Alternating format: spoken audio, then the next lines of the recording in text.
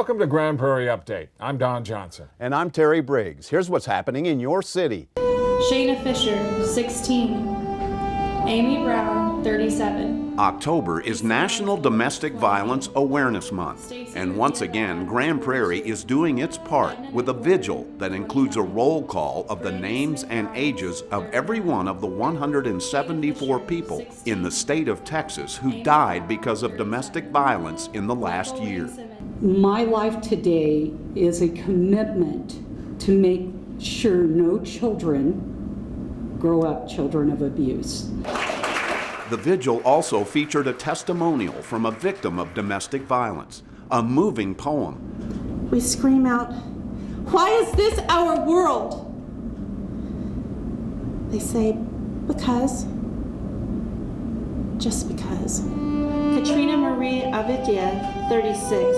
And a stone ceremony that accompanies the roll call to symbolize remembrance and a common desire to end the cycle of violence that continues to take its toll on women, men, children, and our public servants every day.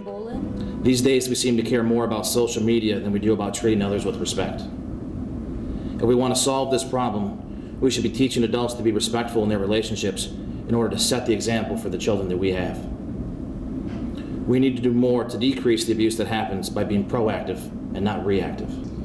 If you see something, say something. It's something that needs to be talked about. It takes away its power when we talk about it and we do something. The Grand Prairie Vigil is sponsored by Brighter Tomorrows, the local nonprofit agency that aids and shelters victims of domestic violence. Grand Prairie is offering adults an opportunity to be a positive influence on young men and women. The biggest difference we can make in our communities to keep people on the right path or to get them back onto the right path to be successful adults is mentoring. Mentoring works. The Mayor's Mentors Project is helping recruit volunteers for Big Brothers, Big Sisters. During a luncheon Thursday, officials outlined several programs, including something new called Mentor 2.0. Mentor 2.0 provides one-to-one interaction for 60 students at Grand Prairie High School. The commitment for volunteer mentors is just one email a week and just one meeting a month. Year after year, the outcomes of our kids in our program consistently show that a child is better in school, they get along better with their peers and their friends and teachers. They're less likely to get involved in risky behaviors. Melinda Rodriguez says she's decided to sign up. I have a daughter who goes to the schools here in the city. So seeing her with her friends and just wanting to help and be there for them to answer those questions they may have that they may not be able to ask their own family, their own mom and dad, or whatever they feel more comfortable. I just want to be there to help them. For more information about becoming a mentor in Grand Prairie, visit Mayor's Mentors on the city website or Big Brothers Big Sisters at bbbstx.org. Backed by popular demand at Grand Prairie's main library, it's fired up for reading. I hear you want to try some of that sugar? An open invitation for anyone that wants to meet some of GP's firefighters and emergency medical technicians and get an up-close look at the tools and equipment they use. And this is my dog Clifford. For the fire department, it's a chance to read to kids and share some stories about what they do to improve and protect the quality of life for everyone in the city.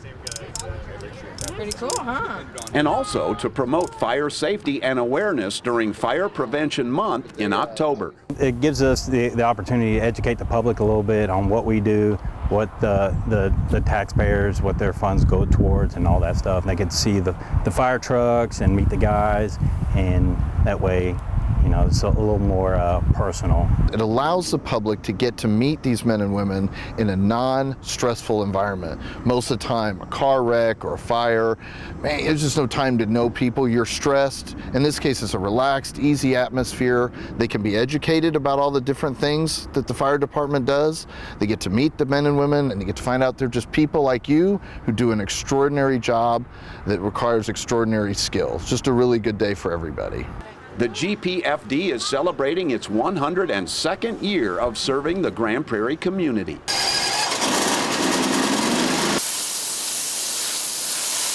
Got graffiti? The city of Grand Prairie will get rid of it for free. That's right. The city will remove graffiti from concrete, fences, and other surfaces at no cost to the property owner. The only thing an owner needs to do is sign a waiver that gives the city permission to clean up the problem. The city can help by coming out and removing that with a special spray wash or either painting over it. We have found that if you remove graffiti immediately, it is a deterrent to further graffiti. So we're actually seeing a little bit less of it now than we used to.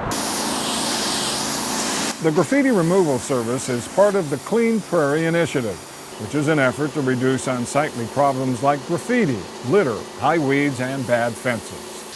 It's easy to request the Graffiti Busters or anonymously report a problem.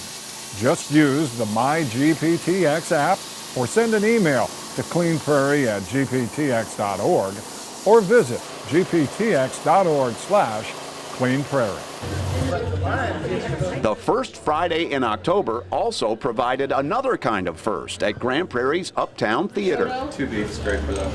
A partnership between the Grand Prairie Arts Council and the city's new downtown Firehouse Gastro Park restaurant offered 30 theatergoers the opportunity to be a part of the debut of the council's VIP dinner theater experience. It starts with a catered sit-down meal and dessert prepared by one of FHGP's gourmet chefs, served in the Uptown's Black Box Theater Room.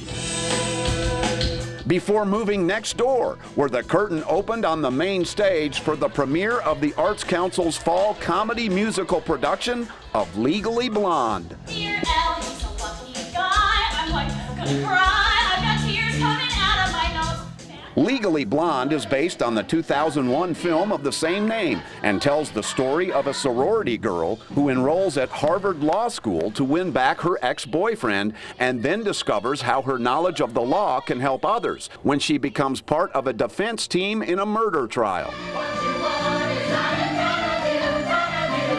Energetic and entertaining from beginning to end, it was quite the way to cap off a special kind of experience at the city's historic theater.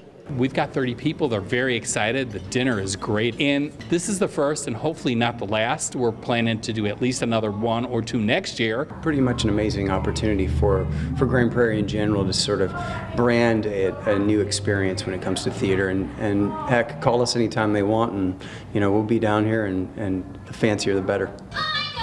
Legally Blonde runs through October 13th. For tickets, showtimes, or more information, contact the Uptown Theater box office or log on to artsgp.org. There's a new place to visit the past in Grand Prairie. The Grand Prairie Historical Organization Museum is now open to the public. Visitors can see how the city grew from a frontier railroad stop to a world-class community.